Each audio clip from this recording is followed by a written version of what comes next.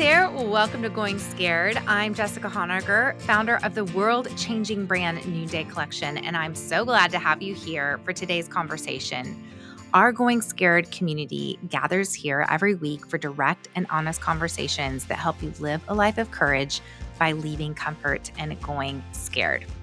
Okay, I'm a little sad today because this is it. It's our last conversation in 2021, and it's our last conversation in our Know Thyself series. So I wanted to end with, of course, the Enneagram. The Enneagram. There are 1 million people talking about the Enneagram online these days. I've done a couple of previous episodes about the Enneagram as well. In fact, one of them has been the most downloaded episode of all time for Going Scared. It's with Suzanne Stabile. And I've also done one with Ian Crone. So those are great primer episodes on the Enneagram. If you are still like, Ennea what? And we start talking numbers and I'm going to lose you, go back and listen to those episodes. You can just search Going Scared, Suzanne Stabile, and it'll come up wherever you listen to podcasts. So I wanted to save the most familiar for last because today we're actually wrapping it all up. And I brought Alison Cook back on the show because she really integrates everything that we've been able to talk about over the last few weeks with the Enneagram. So we are going to talk about internal family systems, Myers-Briggs, attachment, and Enneagram all together in one. She led an earlier conversation of ours in this series on internal family systems, where we talk about becoming aware of the various parts of ourselves, and then we can use that awareness as a way to create boundaries for our souls. In this episode, I share what it's like being an Enneagram 7 Wing 6, and Alison talks about being a 3 Wing 2. And like I said, if you don't know what we're talking about, go on back and listen to those previous episodes. Alison is a psychologist, speaker, and the co-author of Boundaries for Your Soul, How to Turn Your Overwhelming Thoughts and Feelings into Your Greatest Allies.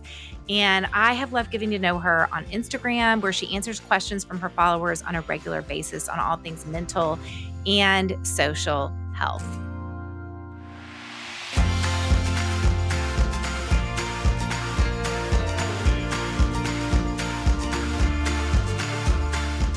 Alison, thank you so much for coming back on the show. Oh, I love it. I love this conversation that you are having. It's so important. This is really fun because you're finishing out our entire series on Know Thyself. Okay, so this is the last one. This is the bookend, and we could not complete the Know Thyself series without talking about the Enneagram.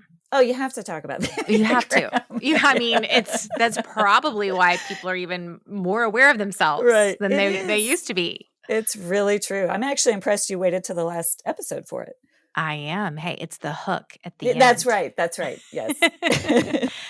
But the reason I wanted to have Alison on in particular is because if you go back and listen to the episode we did, and I'm going to put all of this in the show notes, is we talked about internal family systems, which is all about how we have these different parts of us that we carry in us and with us, and often these parts need to be reparented.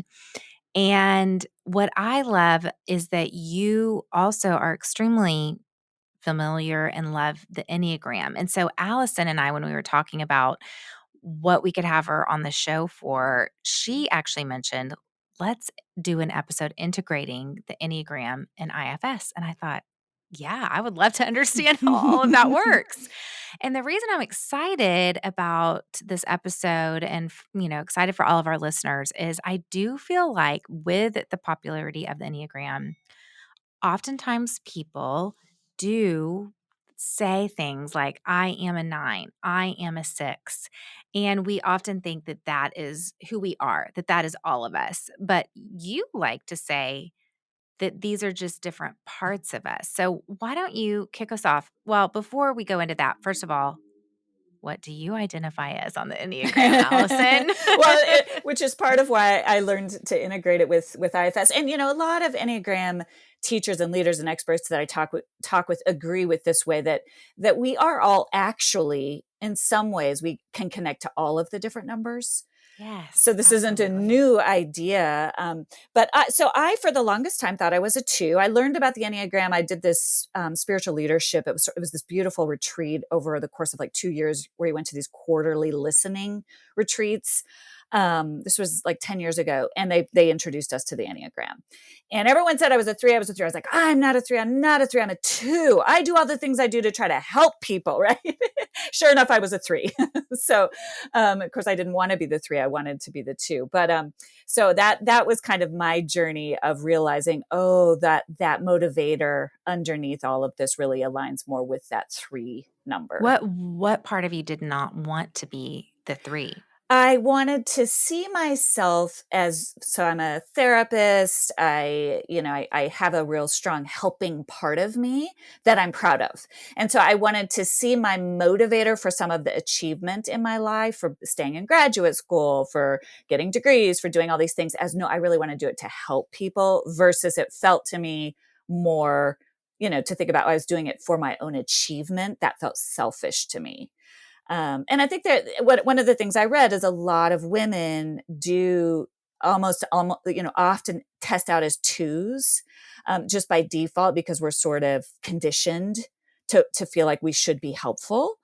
And so we have to sometimes look a little deeper. And sure enough, as I looked a little deeper, I realized when you look at the 2, the desire is for love, whereas the 3, the desire is more toward wanting, success or to feel worthy. And that is far more what was motivating me. It's not that I didn't want to help people. I have a very strong 2 wing, but that's where the idea of it as parts became really important to me, because there's a lot of 3 in me and there's a lot of 2 in me. Sometimes I say I'm a 2.5, um, there's a lot of complexity to how we show up in the world. And oftentimes I look like a 9. And then I came to realize that a 9 is who I am when I'm under stress, is what how I show up in the world Right. when I'm under stress. And so that was sort of my journey with it, was making peace with that core number, but understanding that it's not all of who I am. Absolutely. I can show up as a 3 because I do value success, but my motivator is I think success will alleviate pain. And Mm. sevens, I identify as a 7 with a 6 wing, and I am scared to death of pain. Yeah, that makes Painful emotions. sense. I'm like, Sure. and when I think about Noonday, some people might think, oh, is she a 2 or is she an 8? Because it's all about social justice and creating opportunity for people in vulnerable communities. And I travel the world in order to go into really dark and hard places. Yes. And once I discovered the Enneagram, I looked at this whole calling that God has me in, and I realized I just want to alleviate suffering from people. Mhm. I want to Isn't that alleviate it. interesting? Yeah. But of course, I want to Yeah. alleviate it because of my own pain, Right. right? Sure. Yeah. Oh, yeah. I mean, it's sort of a beautiful way of harnessing the energy of that part of you, right? is Yeah. toward helping other people alleviate that suffering. But it makes so much sense that it's really that core motivation that is to avoid suffering. For me, it's to avoid feeling like a fool, feeling like a failure. I don't want anyone else to feel that way either. So a lot of my work, sometimes I veer toward coaching in my work, because I want people to succeed, and in the best way, in the best way of feeling capable and competent, and like they can show up as the best version of themselves in the world.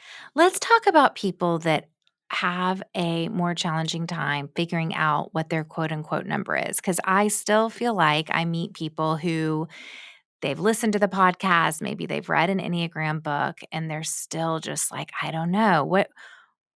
What do you think that is? And how could you help someone that's listening right now kind of figure that out using this integration of IFS and Enneagram? I think it's really normal. I really do. I think very few of us kind of, we're complicated people. We have different parts of us. And so that's how the IFS model that we talked about on our last episode, it really just talks about this idea of there's so many different parts of us. And so that's where it's confusing, because for example, also have a strong 5 part where I can just go up into my mind, intellectualize. And so for a long time, I thought I was a 5, right? And I see this all the time with people. And so that's what's the beauty of the Enneagram journey is the Enneagram is a deep, rich tool. And so it takes you into really going deeper and deeper into your core motivations. And the way that I like to describe it is what's the part of you that is closest to home? What is the part of you, when you look through the list of numbers, are you most interested in, it's not that you never do the other things, but are you what's the quickest go-to for you when you're either under stress or when you're at your best, either one of those?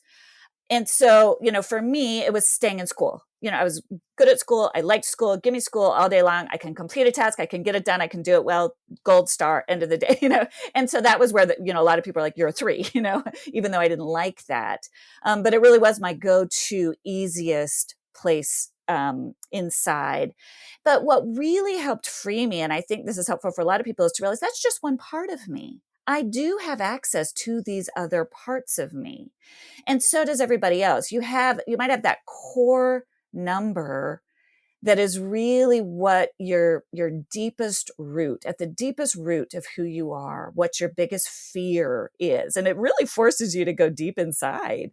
What's your Mhm. biggest fear? That's the kind of the question, what do you fear would happen if, this worst case scenario? You really get at what that core motivator is inside. I fear I'll lose love. I fear pain. I fear that I won't be able to avoid this conflict.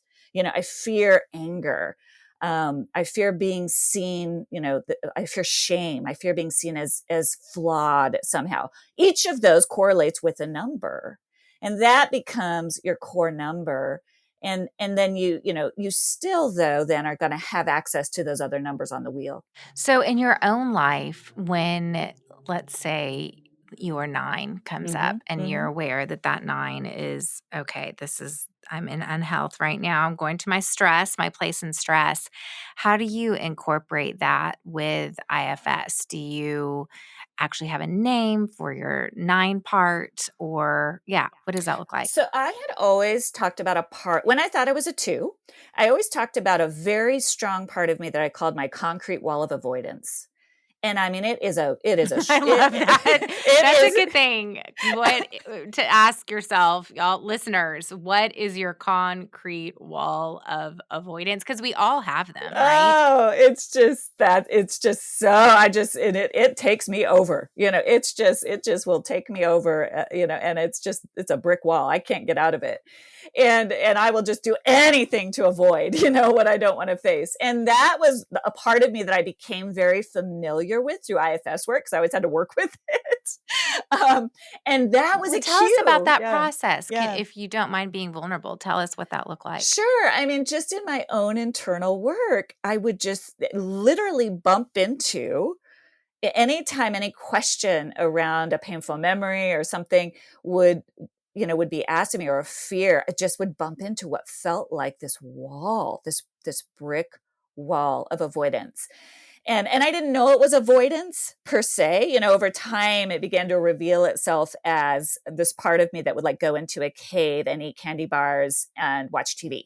That's Mhm. which is what I did as a kid, literally. It was like I would just if there was and I didn't know I was doing that as a result of stress. I was just watching sitcoms. This was before we could really binge, all, sneaking, sodas that I wasn't supposed to have as a way to self-soothe and as a way to avoid any of the pain that I was feeling at school or whatever at home. But Mm. so in my IFS work, it just would show up in this feeling of kind of being in this cave. It kind of became a cave because then I was inside of it, the stone wall of it. But it was just me kind of numbing myself out.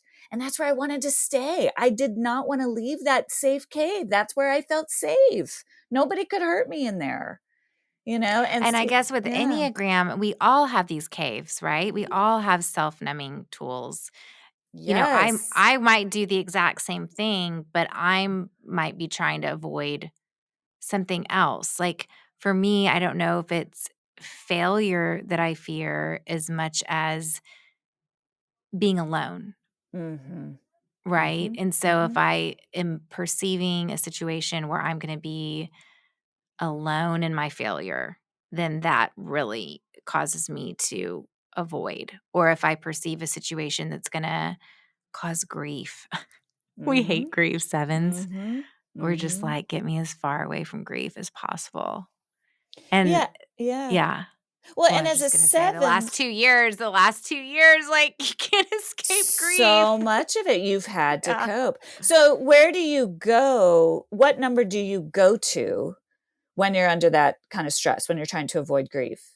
1, I mean, so it shows up as critical, and I can Got it. just and it even happened on Saturday. I noticed myself let's see, I was anticipating I didn't notice all I noticed was that I was walked into my house, and my husband, who's amazing, who carries the load of our home. I mean, we're talking dishes, laundry, breakfast. It's a little ridiculous. I will have Mhm. shame if I go on and on about everything my husband does on top of Mhm. running his business. Mhm. And I had left the house on Saturday with him sitting on the couch watching football. And I came home a few hours later and he was sitting on the couch watching football. Now, that is his it's Saturday. It's not I mean, he had done the lawn that morning. I mean, there wasn't and I felt myself being very critical. And I we have different values around he's a 1 on the Enneagram. So for him to even be able to stop and rest is actually a really big deal. But I think my expectations for fun that weekend, we had some changes in plans. We were gonna go on the boat that afternoon. It wasn't working out, and suddenly the kids are all separate. We're not all gonna have family fun together. I'm staring at a Saturday night that's just like, "Oh, just another night at home," and suddenly I'm That's critical your towards 7 him. part. That's my 7 part. My 7 part is like, Right? "I Yeah. need fun. I Yeah. need to" Yeah. and then And then your that 1 part comes my in. one part came in and Yeah. I just and I get critical then I get critical towards myself, like, "Oh my gosh, I'm being Yes. critical towards him, and he's, like, a great guy," and, he really rolls with the punches, though, with me, and, we're able to kind of Yeah. talk like this. I mean, that it's been the Enneagram's been instrumental in my marriage for this reason, because I'm able to say, "Man, I think I was anticipating fun, and that's what brings me life," and now I'm kinda staring at a night that I thought was gonna be fun, and now it's just like another blah night, and I'm taking that out on you, and I'm like, you go make some fun for me," you know? Yeah. It's Yeah, like it's so true, and so what that's just such a great example of I think what the power of the Enneagram is naming. It gives you a category, a name. So right there, it's also a shorthand. Like in my work as a therapist, so right there with you, it's like, okay, there's that 7 part we know. Of course you want fun. Of course your husband knows that about you. And then there's that 1 part that comes out. And it's a shorthand way without feeling the shame or the of being like, oh, I got critical. It gives you a language, a shared language to quickly identify what a pattern that is happening. And that there's work. You ask the question, it's so hard for people to know what number they are. That work that goes into figuring it out is so worth it on the back end, because then you have this shared language. When you're, if I'm living with a 6 and my 6 is just worrying, in my mind I'm like, oh yes, this is what they do. you know and I don't it takes it out of a stigma, it takes it out of a shame place, and just more of a, and again, I we don't want to, that's where it bothers me. And also the other thing people do is use the Enneagram number as a weapon. You're being such a blank, right, I right? don't like And it's that. instead it's a way of naming. But our friends Kurt and Dan talk about naming is taming. It's not a way to shame or blame. It's a way to help understand what's happening. So when I have a client and I realize, okay, this is a 4, I start to know what to look for so much more quickly. And I start to know what to look for when they're in health. And I start to know what to look for when they're in stress. And it helps me, and again, I bring in the IFS language to go, I hear that part of you. If I'm talking to a 4, it's like I hear that 2 part of you coming out that's needing to feel loved, right? And let's see, where are you in relationship to the 1 part of you? That's how you show up when you are getting closer to your best self.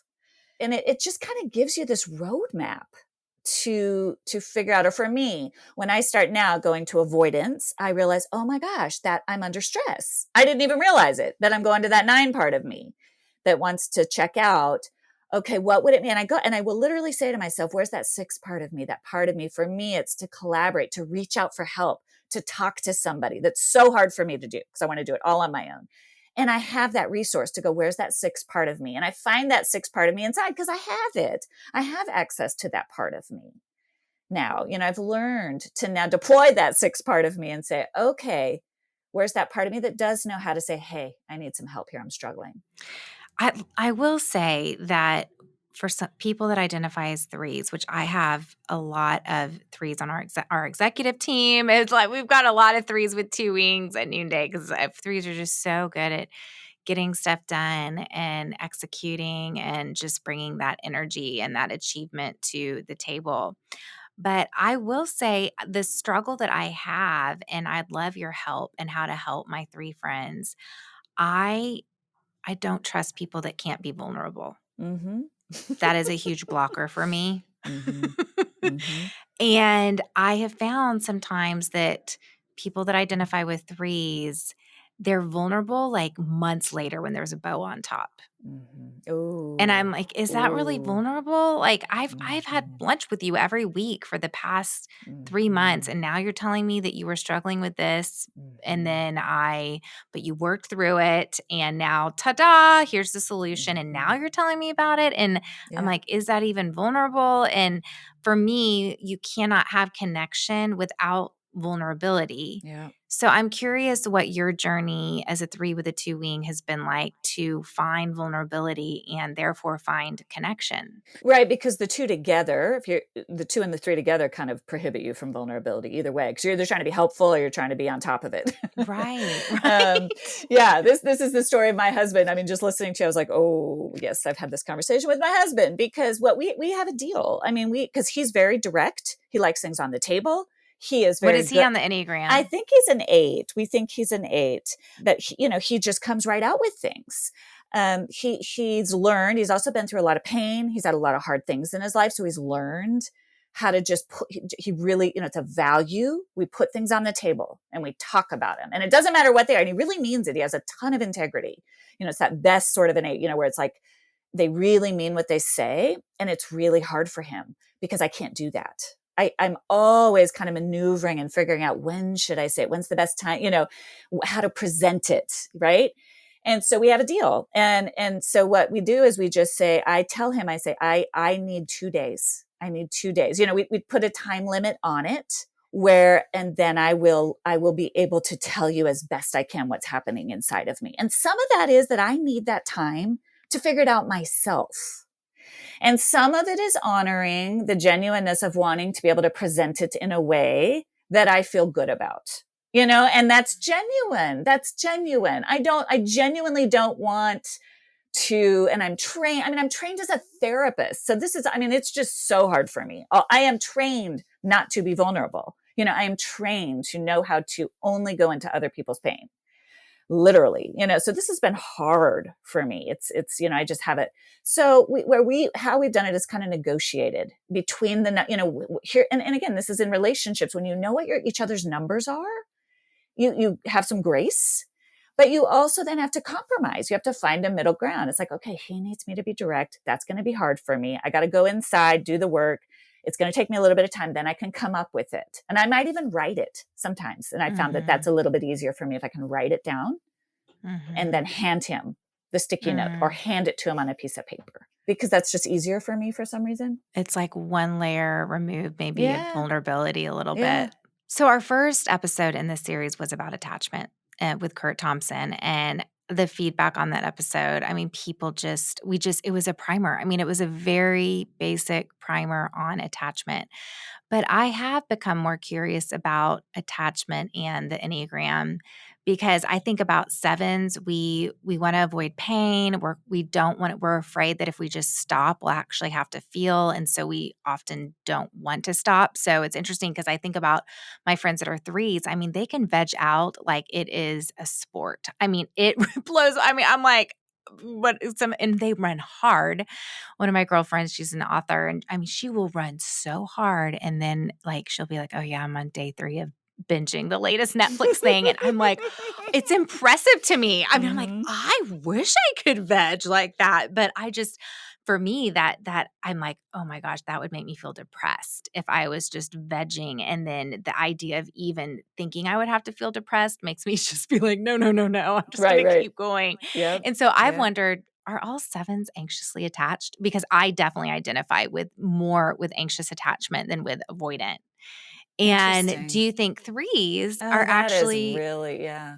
a little bit more of that avoidant and can just kind of compartmentalize and put these different parts aside, and they're basically avoiding connection? Have you thought about attachment in the Enneagram? Yeah, it's a really good question. It's sort of a chicken or egg question because we assume that attachment is rooted in childhood experiences. So, presumably, theoretically, you could have a securely attached 3, 4, 5, 6, 7, 8, or 9, 2, or 1, right? Any number could be securely attached. Any number could be avoidant. Any number could be, all the different attachment styles, because that would be rooted in childhood wounding. But what it raises is the question of, is the Enneagram something that is our core Enneagram number something that is conditioned through our childhood experiences, or is it more something related to how we're innately wired? Is it the nature nurture question? That's what I'm very curious about that Yeah, myself. that's what you're asking, right? Because if it's You're right. Yeah. if it's conditioned, then your question, it may well be. So then you would get, okay, so certain numbers you could look at and say, okay, these are more avoidant types. These are more anxious types. I mean, think Um, about an Enneagram 8. I mean, they definitely seem more avoidant. yeah, it's true. I mean, I think though, doesn't every number have its way of being avoidant or anxious? Yeah, that's Because true. even the 3 really, I mean, if I look at myself, it's really anxiety underneath it. It's an Mhm. anxious attachment. The reason I'm numbing out is because I'm alone and because I don't know how to reach out for help, for connection. And yes, okay, so it's avoidant, but there's also a lot of anxious attachment in my life, for sure. I just masquerade it differently. Hmm. So I don't know. This is a big question. I think we need to. I want to look more into it. I don't feel like I have the definitive answer on it because I know what you're saying. Some do show up as more avoidant, Right. Or more anxious, like a 7. I may or think a you did like 6, right. or a Yes, that's 5. true. Fives tend to be a little bit more avoidant. Uh-huh. Uh-huh. They go That's into true. themselves versus trying to attach to other people. Right, the 5 goes internally. So you could make a case for that, but I'd have to do a little more research on it. So as we wrap up this series, you are an expert in IFS, and we did a wonderful episode on that. We have Enneagram that we're talking about today, which so many people are familiar with, and they can go back and listen to some of the other episodes we've done on the Enneagram. We've talked about attachment. We've talked about parenting and self awareness with Dan Siegel. We've talked about the MBTI, the Myers Briggs. We've talked about the DISC profile and emotional intelligence. What are some of these tools that you find most helpful in your practice with clients? I mean, they're all great. I will say, I just want to add one more footnote to the nature nurture. I mean, it's really in psychology, a lot of this stuff they now believe. There's only very few qualities they believe to be innate. Right. Right. So we do know that most of these types, I don't think there's just been a ton of empirical research on the Enneagram. No. Mm-mm. So that's why it's kind of fun to noodle it around. What we do know about it, the reason so in answer to your question, I think for me, the reason I really like the overlay of the Enneagram and IFS, because it gives you a path. I Mm. think attachment style is helpful to know. You need to understand it, but it doesn't really necessarily, it kind of explains what's happening. Mhm. What I think the Mhm. Enneagram overlaid with the IF, same with the MBTI, it kind of gives you okay, this is why I'm this way. And introversion in particular is one of those qualities that they know is more, it is who you are. It's harder to change out of, although a lot of people are on a spectrum with it. But what the Enneagram does is it does give you that path. And same with parts work. It gives you a way forward. So you're not just trapped in this sort of, like, you started out by saying, this is just who I am. There's actually Mhm. always a way forward. There's always a way to grow deeper. And so when I know, okay, so for me, I know I've got those numbers inside. Sometimes they're duking it out with each other, but through parts work, I can begin to help that 3 part of me, that 2 part of me, that 9 part of me become healthier, become more whole, move toward the better version of myself. So I'm not just a victim of my number. I'm not just a victim, of my type. And so that's where I like that movement that the Mhm. Enneagram does provide us Yeah. with.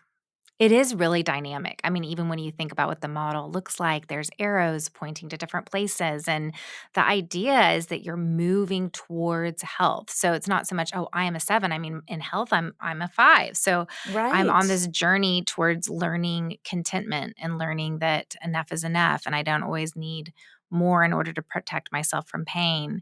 And IFS, same thing. You can keep discovering these different parts of you, and it's just so dynamic and helpful. So, and again, the reason we did this series is not just we want to know ourselves so that we can better have an impact on other people, right? It's not the end goal isn't just to know ourselves. The end goal is that through knowing ourselves, we can create space for other people to then know themselves. Right. Right. And for true vulnerability and authenticity, which leads to deeper connection with others. So that's where you're not just your number, you're speaking on one of the things we like to talk about in IFS is you're speaking on behalf of the part of you. So I can say the 3 part of me does not want to share this, but I can ask that part of me to step aside because I want you to know what's going on inside of me because I now know how to access that other deeper, more vulnerable part of me. And then I'm actually connecting authentically with you, and you're able Mhm. to respond. We develop this core strength where we can actually show up in the world, not only to empower other people, but in authentic, and people are so starved for that kind of authentic connection that's really coming from who we are deep inside, not the masks that we're putting on. And so that, Mhm. that just creates a better world for everybody. It creates a better world in our families, a better way of connecting with our kids, when we can speak on behalf of what's really happening inside, even if it is, you like you with your husband. I'm speaking on behalf of the part of me that really wanted to have fun tonight. Right. But you're speaking not from it, which is why aren't you planning something fun? You're speaking on Right. behalf of it, which is, oh, that part of me is bummed, which is such an easier way for the other person to receive it. You're connecting to each other and you're creating the types of relationships that really do bring more life into our world, more healing, more goodness, more beauty into our world. Which is really what we wanna be doing, right? Yes. Yes. It's human flourishing. Human flourishing is about connection and authenticity and vulnerability, and when we can show up like that and just to, integrate the interpersonal neurobiology, I mean, that we aren't actually individuals, we are part of a we. And I think Yes. that is ultimately what I love about parts work because it is about a we, and the Enneagram as well is about this we. And I think the more we can see ourselves as a we and choose these places of trust and vulnerability, we really can change the world. I mean, we really can be a place of healing. And the world needs that now more than ever because we've just become so much more divided over the last year. But as we can become more aware of ourselves, we can become more non anxious, more Yes. present, Yes. and then we create the capacity and the space for other people to be able to be that as well. Yes, yes, and we create the space to be able to have these types of conversations, and, and to be able to work through hard things. The goal of a relationship, any type of helping relationship, marital relationship, child parent relationship, isn't to never have to work through hard things. We're gonna have to, but when we have these tools that you're giving us through this series, it is amazing. It's changed my life to be able to sit with people and say, "I need you to know this is going to be hard for me." That's vulnerable, right? This is going to Mm. be hard for me. And so if you're going to walk with me, we're going to bump up against this. And I always say to people, that's the kind of thing that you need to look for in somebody. Not that they're showing up perfectly. It's that they can tell you what's going to be hard about being with them. What's going to be hard Mm. about working with them? Because then you can talk through it. Then you have a baseline to work from. So that's what these tools are designed to do, is to give you the confidence to be able to say, this is what's true about me. Here's what's good. Here's what's going to be hard. And I'm okay with it. I'm at peace with it. So therefore, I'm okay with inviting you into it. And then you're at peace with it, and it just multiplies. So good. The perfect way to wrap it all up. Thank you so much. Thanks, Jessica. Thank you for this series.